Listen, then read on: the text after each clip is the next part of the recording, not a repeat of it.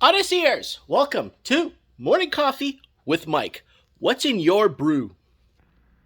It's time for Morning Coffee with Mike Martins. Alright guys, thanks for joining us and being part of the channel, liking and subscribing, and joining us on our family here now on Odyssey. Thank you so much, guys. Thanks for all the fan mail, guys, all the messages pouring in from the last couple of Mike and the Nights have been absolutely off the hook. So if you haven't yet,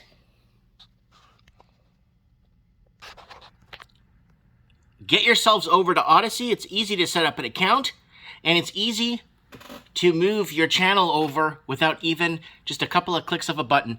So there it is right there. They bring all your stuff over, and we've been streaming Mike in the Night, episode 377. We did a 9/11 recap because it was the 20th anniversary, and it's not being done on YouTube. So we could actually do it and actually talk, and we had a lot of good callers in. The Raven had something really shocking to say on the show. Quite a few. We don't have to go nuts yet. But you take all that away, people will go berserk. You have to condition humans down to that level. Trade wars to lockdowns. So that's it. That's all I could show here because I will get in trouble on YouTube. So that's a live stream there. Guys, don't forget to join us on Odyssey. Our Odyssey is off the hook. So many people following. I love it. I love it. I love it. So here we go. There's a few headlines here I want to share with you guys. What will the upcoming flu season in Canada look like? Now, this is kind of important because look at the language. They're calling it flu season again. Does that mean they're looking at scrubbing this whole flu's gone and COVID forever? Like that BBC or BBC article we read on here that basically says, say goodbye to the flu, say hello to COVID for life. So now if you look at the language here, what will the upcoming flu season look like in Canada? So here's the deal. It goes into right here. Buddy, who is a professor at Western University, whatever School of Medicine and Dentistry, believes it is too early to tell how the flu season in Canada is going to shape up, but says that the flu season in the Southern Hemisphere can offer a few clues. So we discussed that already on our channel about Australia and how Australia and New Zealand and all the BS that's happening down under, and watching it's actually not that bad, actually, if you want to count cases to deaths and all the BS that's happening. Everyone's on lockdown, so I think Australia just surpassed 1,000 deaths in 22 months. And then we got, who else? Thailand just surpassed 200 or 250 deaths in 22 months. Japan's suicide rate is higher in 1 month suicide rate than all of COVID. So, yeah, you kind of get the gist of this, right? Watch Mike in the Night. You'll hear me speak. You'll hear me speak more freely on Mike in the Night. Okay, let's move on. Singh's recent dip in support might indicate NDP supporters swinging to Liberals. So there it is right there. I told you last year, and a lot of people are emailing me on a regular basis saying, Mike, how did you know Trudeau was going to call a snap election? How did you know that this and that? It's very simple, folks. When I saw in-person voting is extremely dangerous a year ago, I already knew they were going to call snap election, and I already knew that he was going to win. So we'll see what happens with that. But you see where it's going with this, right? You see the playbook. It's about having the playbook and understanding how it's going to work. A lot of these guys that are in right now need to stay in for the sake of the vaccine companies, the pharmaceuticals, the manufacturers. All these companies are betting that these guys stay in another. You're going to see the big snap election in Australia next year. You're going to see a lot of stuff happening. So keep your eye on the Commonwealth and you'll see what's happening. There it is right there. They're giving you a few pieces of discussion here to kind of unlock. So when he does win, it won't be a surprise. Ontario releases new details on how people will prove their COVID-19 vaccine status starting September 22nd. So there it is there. They're rolling that out. And Ontario's has released further guidance for businesses 1 week before the COVID-19 vaccines become mandatory to enter some non-essential establishments. Well, luckily I'm not a restaurant, so I don't have to worry or I'll offer food here.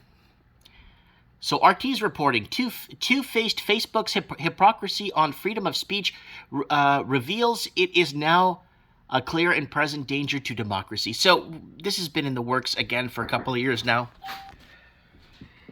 So here it is here. So this is in the works. I said that, I don't know if you, it was a whiles back, and I said countries will be playing second fiddle to corporations. And that's what's happening right now. And now the corporations are swaying elections, swaying what people should think, eat, breathe.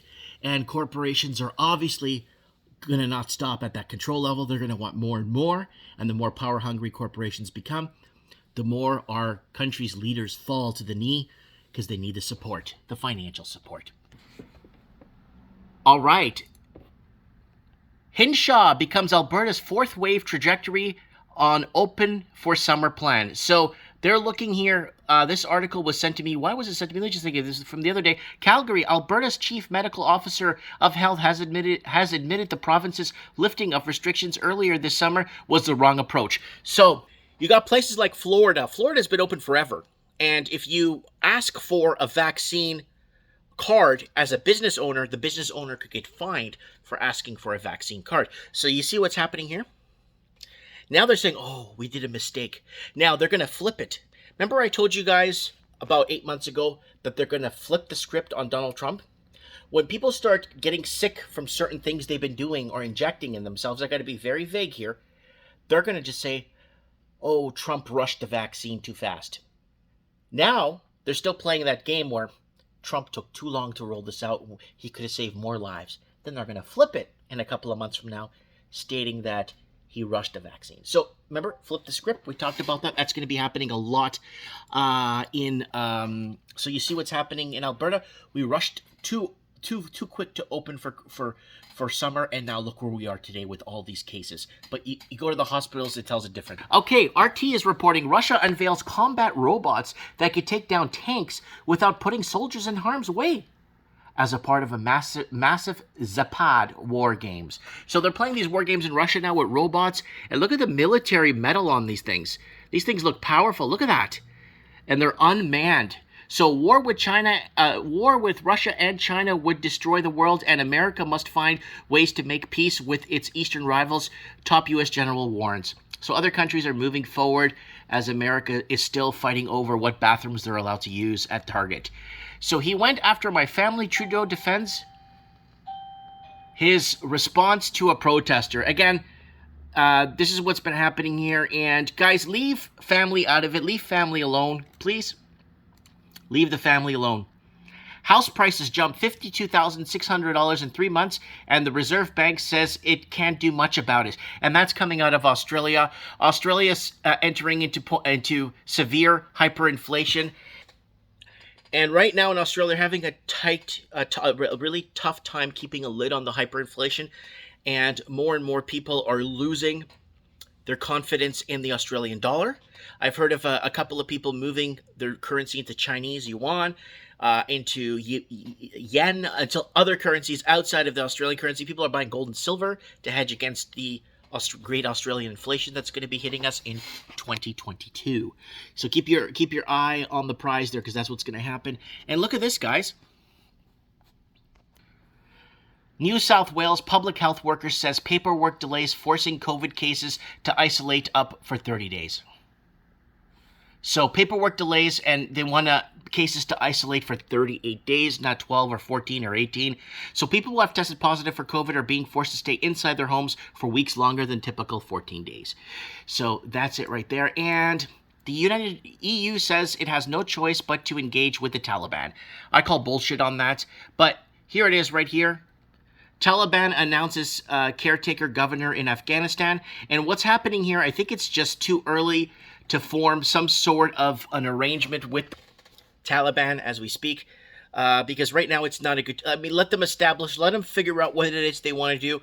Let them figure out what their policies are going to be for the next 3, 5, and 10 years. Let them figure out how governance will be under. Let's find out before we start sending aid and support to a regime that's going to deteriorate their population, and you know what I'm talking about. So let's stop supporting that kind of negativity and death and harm towards innocent people. It's the innocent people that suffer the most in the end. Anyways, guys, this is Morning Coffee with Mike. I really hope you guys enjoyed being with me this morning. Hope everybody's doing okay out there. Remember, guys, love thy neighbor. Love your enemy. Just love everyone. It's just easier to love someone than to hate them and keep them on your mind. Your enemy takes the poison, and you die from the poisonous death, and they're taking the poison. And that's what you're doing to yourself when you're projecting and creating this hate inside of you. Anyways, guys, lots of love. Be good. I have spoken.